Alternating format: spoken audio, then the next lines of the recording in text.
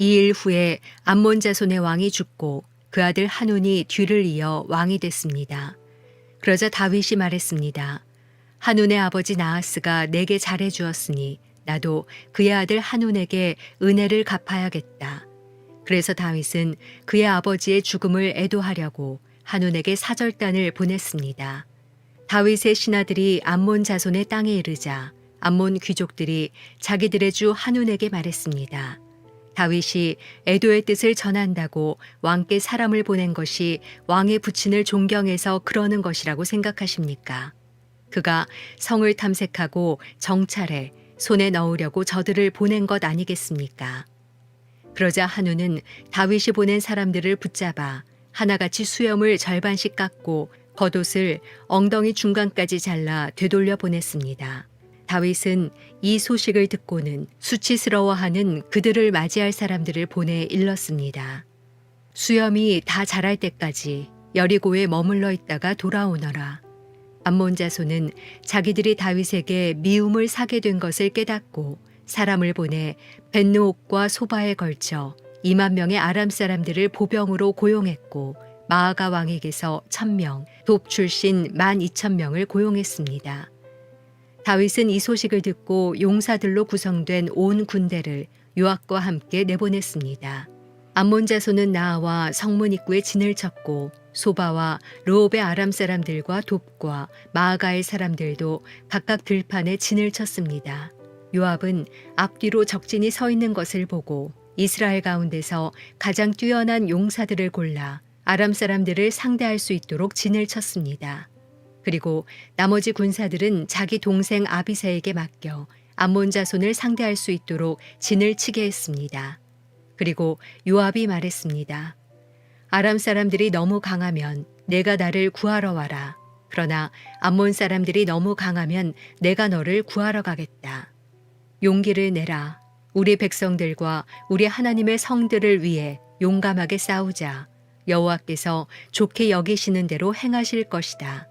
그러고 나서 요압과 그의 부대가 아람 사람들과 싸우기 위해 진군하자 그들은 그 앞에서 도망쳐 버렸습니다. 아람 사람들이 도망치는 것을 본 암몬 자손도 아비새 앞에서 도망쳐 성 안으로 들어가 버렸습니다. 그러자 요압은 암몬 자손과의 싸움을 멈추고 예루살렘으로 돌아왔습니다. 아람 사람들은 자기들이 이스라엘에 패한 것을 보고 온 군대를 다시 집결시켰습니다. 하다데셀은 사람을 보내 강 건너에 있던 아람 사람들을 불러들였습니다.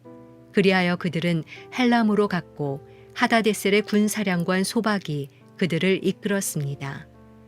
다윗은 이 소식을 듣고 온 이스라엘을 소집해 요단강을 건너 헬람으로 갔습니다. 아람 사람들은 다윗을 대적해 진을 치고 그와 싸웠으나 그들은 이스라엘 앞에서 도망치기 바빴습니다.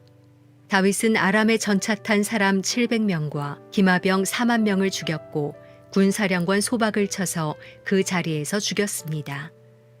하다데셀에게 속했던 모든 왕들은 자기들이 이스라엘에 진 것을 보고 이스라엘 사람들과 화해한 후에 그들을 섬겼습니다. 그 후 아람 사람들은 이스라엘이 두려워서 다시는 암몬 자손을 돕지 못했습니다.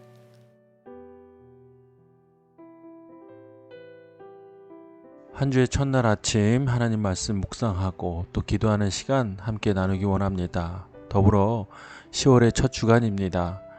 이 한 달을 우리가 믿음으로 함께 소망하고 또 반응하며 살아내는 귀한 한 달이 되기를 바랍니다. 오늘 함께 나눌 말씀은 사무엘하 10장 1절에서 19절까지의 말씀입니다. 하나님께서는 다윗에게 약속하셨습니다. 다윗이 이스라엘을 다스릴 만한 왕권을 하나님께서 인도하시고 지켜주시겠다고 말씀하셨습니다.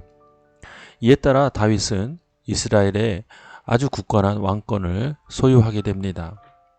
이러던 와중에 암몬 왕 한운과의 관계 속에서 약간의 어려움을 겪게 됩니다. 사실은 다윗은 한운에게 선의를 베풀었습니다. 그러나 그 선의를 한운은 아주 무참히 짓밟아 버리고 맙니다. 오늘 본문을 보면 너무나도 흉측한, 정말로 받아들이기 어려운 내용들도 등장합니다. 다윗이 보낸 사절단을 암몬 왕 한운이 철저하게 유린하고 또 무시하는 그런 태도를 보이게 됩니다. 이런 모습을 보면서 다윗은 자신의 감정과 자신의 판단대로 행하지 않게 됩니다. 다시 한번 다윗은 믿음으로 반응하며 나아갑니다. 이런 상황 속에서 하나님께서는 다윗을 통하여 오히려 암몬과 또 이웃나라 아람 군대를 무찌게 되는 결과를 그에게 허락하십니다. 자, 이러한 스토리를 우리가 보면서 알 수 있는 것은 한 가지입니다.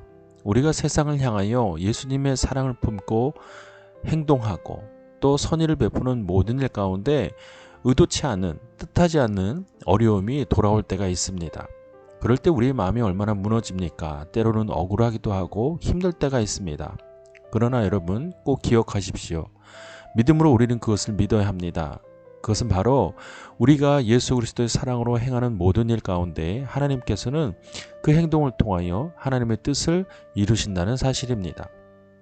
우리 눈에 보이기에는 너무나도 꽉 막힌 것 같은 일이라 할지라도 하나님께서는 그것을 통하여 더 큰 일을 우리에게 허락하시고 또 무엇보다 은혜를 허락하신다는 사실입니다.